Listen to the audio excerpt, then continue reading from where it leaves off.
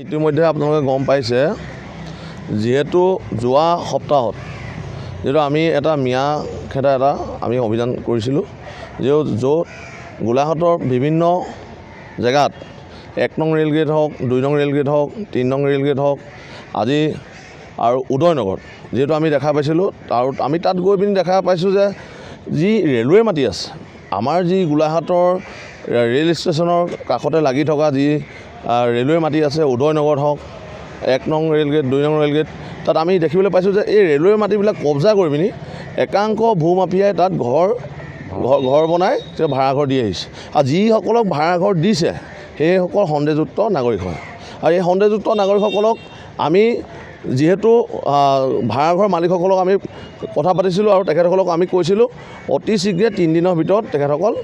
ইয়াৰ পৰা খালী কৰি দিব লাগে কাৰণ এই ভাড়াঘৰবিলাকৰ আপোনালোকে গম পাইছে উদয়নগৰ জেগাডোখৰ এনেকুৱা জেগা সেই জেগাডোখৰ যিজনৰ মালিকী স্বত্ব যিজনে ভাড়া দিয়ে তেখেতও সুদখোৰ তেখেত হৈছে ইছলামপন্থী এজন দাউল তেখেতৰ আপুনি যদি ইতিহাস চাবলৈ যায় তেখেতে এতিয়াও কেইদিনমানৰ আগত জেলৰ পৰা ওলাইছে সেই মানুহজনৰ নেতৃত্বত আজি এই উদয়নগৰত ভাড়াঘৰ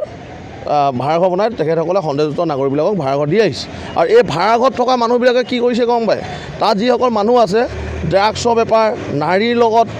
নাৰী দেহ ব্যৱসায়ৰ লগত জড়িত আৰু যিসকল মানুহ সন্দেহযুক্ত মানুহ এই সন্দেহযুক্ত মানুহখিনি খেদাব যাওঁতে এই দাউল বোলা মানুহজনে আমাৰ জাতীয় সংগ্ৰামী সেনাৰ আমাৰ নামত তেখেতে কেছ দিছে আৰু আমি এটা তেখেতক কৈ দিব বিচাৰিছোঁ যে আপোনালোকৰ এইবিলাক ভয়লৈ আমি জাতীয় সংগ্ৰামী সেনাই ভয় নকৰে প্ৰথম কথা আৰু জাতীয় সংগ্ৰামী সেনাই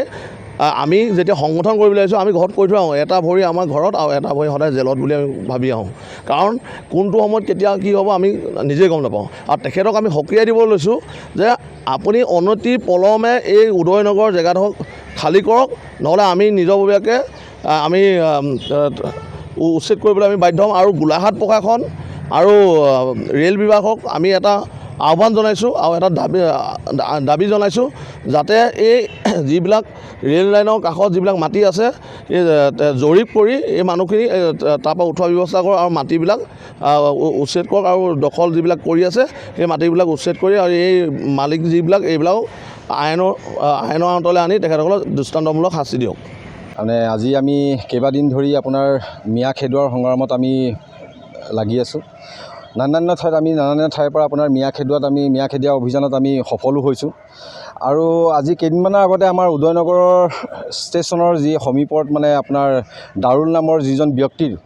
তেখেতে আপোনাৰ প্ৰায় ৰেলৱে মাটিত আপোনাৰ বেদখল হিচাপে দখল কৰি তাত দেখিছোঁ মানে আপোনাৰ প্ৰায় 40-50 ঘৰমান মানে আপোনাৰ সন্দেহযুক্ত নাগৰিকক তাত থাকিবলৈ স্থান দিছে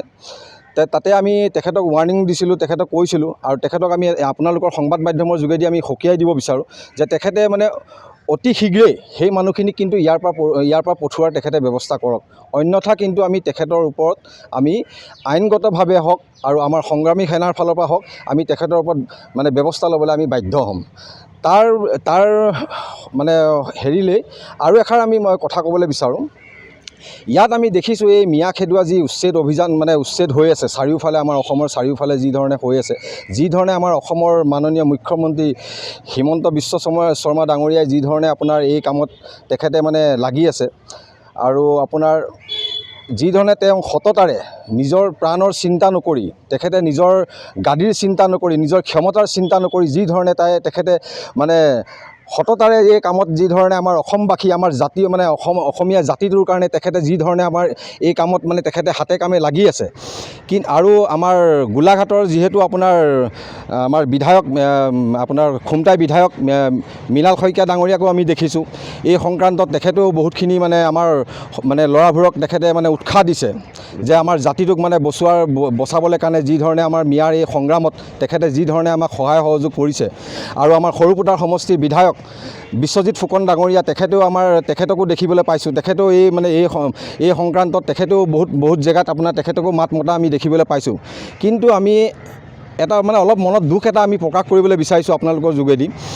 আমি আমাৰ এই গোলাঘাটৰ বিধায়ক বিধায়িকা অজন্তা নেওগ ডাঙৰীয়ানীক কিন্তু এই ক্ষেত্ৰত আমি আজিলৈকে এষাৰো তেখেতক মাত মতা আমি পৰিলক্ষিত নহ'লোঁ, আমি দেখা নাপালোঁ। এই কথাটো মই বুজিব পৰা নাই। আমি মানে গোলাঘাটবাসী হিচাপে তেখেতক মই সুধিবলৈ বিচাৰিছোঁ যে আপুনি কিয় নিমাত হৈ আছে? আপুনিও আমাক সহযোগ কৰক। যেনেধৰণে আজি আমাৰ অসমৰ মুখ্যমন্ত্ৰীয়ে যেনেধৰণে আপোনাৰ সততাৰে নিজৰলৈ চিন্তা নকৰি তেখেতে নিজৰ জাতিটোলৈ চিন্তা কৰি যিধৰণে এই সংগ্ৰামত তেখেতে যুঁজ দি আছে, আপুনিও এগৰাকী আমাৰ অসমীয়া হয়। গতিকে আপুনিও অকণমান এষাৰ দুষাৰ আপুনিও কিবা এটা বিষয় এই সংগ্ৰামত আপুনি এই ক্ষেত্ৰত আপুনিও এষাৰ মাত দিয়ক। আমি দেখিছোঁ আপুনি একেবাৰে নিমাত হৈ আছে। গতিকে অজন্তা নেওগ ডাঙৰীয়ানী বাইদেউক আমি এষাৰে কথা ক'বলৈ বিচাৰোঁ যে আমি যি ধৰণে সংগ্ৰাম কৰি আছোঁ, অন্ততঃ আপুনি গ্ৰাউণ্ড লেভেলত আহি মেলি আপুনি এইখিনি কাম কৰিব নালাগে। আমি গ্ৰাউণ্ড লেভেলত থাকি আমি কাম কৰি যাম। আমি আমাৰ জাতিটোক আমি ৰক্ষাৰ বাবে আমি কাম কৰি যাম। কিন্তু আপুনি গ্ৰাউণ্ডলৈ নাহি মেলি আমাক অলপ সহায় কৰক আৰু আমাক এই ক্ষেত্ৰত অলপ মানে আপোনাৰ ফালৰ পৰা আপুনি দুআষাৰ কওক যে মানে ইয়াৰ পৰা আমাৰ এই জাতিটোক ৰক্ষা কৰিবলৈ হ'লে কিন্তু আমি এই মিয়াখিনি খেদাবই লাগিব। সেই সংক্ৰান্তত আপুনি কিন্তু কিবা এষাৰ ক'ব বুলি আমি আপোনাৰ প্ৰতি আশা ৰাখিলোঁ। ধন্যবাদ। যিকোনো খবৰৰ বাবে যোগাযোগ কৰক 7099017330 লগতে 7099017110 নম্বৰত।